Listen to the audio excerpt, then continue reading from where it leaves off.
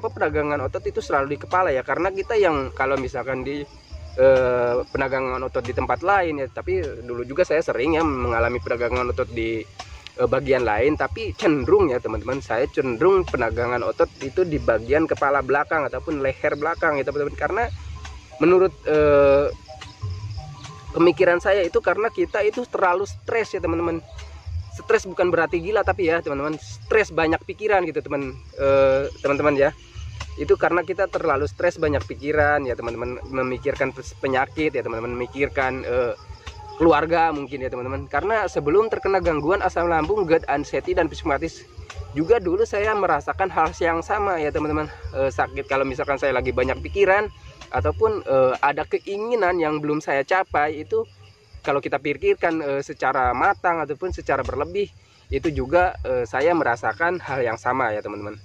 Nah, jadi pahami saja ke sana ya teman-teman. Jadi bukan kalau misalkan teman-teman itu ada sensasi di kepala belakang juga, jangan terlalu panik ya, jangan berpikir ke hal-hal lain. Jangan berpikir, aduh jangan-jangan saya kena geger otak gitu kan. Jangan ya teman-teman, jangan seperti itu, karena itu tidak berbahaya, karena itu dampak dari gangguan asam lambung. Sebenarnya bukan dampak dari gangguan asam lambung ya teman-teman, jadi itu hanya dampak dari pikiran kita saja ya teman-teman. Nah seperti itu ya teman-teman. Videonya ini udah terlalu panjang banget udah setengah jaman, aduh lumayan capek juga nih nah jadi pahami saja ke sana ya teman-teman. Jadi untuk gangguan asam lambung, GERD, anxiety dan psikosomatis itu tidak berbahaya. Dan untuk sensasi perut begah, perih, begah, dan hulu hati terasa ditekan benda berat ataupun sakit ya di bagian hulu hati, itu tidak apa-apa, itu bisa ditangani oleh diri kita sendiri, itu tidak berbahaya ya teman-teman. Jadi kalau misalkan asam itu dari dampak asam lambung ya teman-teman. Kalau misalkan asam lambungnya normal, itu pasti ulu hatinya dan begahnya itu akan hilang ya teman-teman. Jadi jaga saja 3P-nya, jalankan saja metodenya ya teman-teman. Jadi saya tuh selalu wanti-wanti kepada teman-teman itu harus menjalankan metode. Yang penting itu kalau misalkan teman-teman menjalankan metodenya, gangguan asam lambung, GERD, anxiety, psikosomatis itu akan segera berakhir ya teman-teman. Bukan berakhir, akan segera pergi dari tubuh kita ya teman-teman. Itu sepengalaman saya dulu itu kayak gitu ya teman-teman. Nah, jadi saya tuh berharap banget ya teman-teman itu mengerti apa yang saya sampaikan ya teman-teman. Dan saya juga berharap teman-teman itu termotivasi dengan adanya video ini ya teman-teman.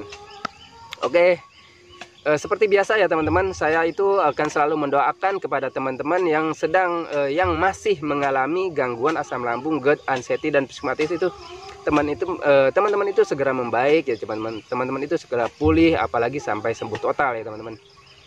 Nah, saya akhiri videonya teman-teman. Jangan lupa ya, buat yang teman-teman itu yang baru gabung di video ini, jangan lupa ya buat yang nonton di YouTube, videonya itu di subscribe ya teman-teman, dinyalakan juga lonceng notifikasinya.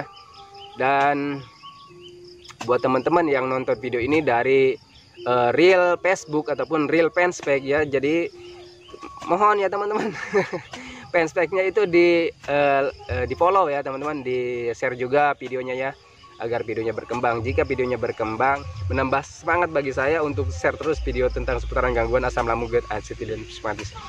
Dan agar lebih banyak juga ya orang-orang yang mengalami gangguan asam lambung, GERD, anxiety dan psikosomatis itu termotivasi ya teman-teman dengan adanya video ini.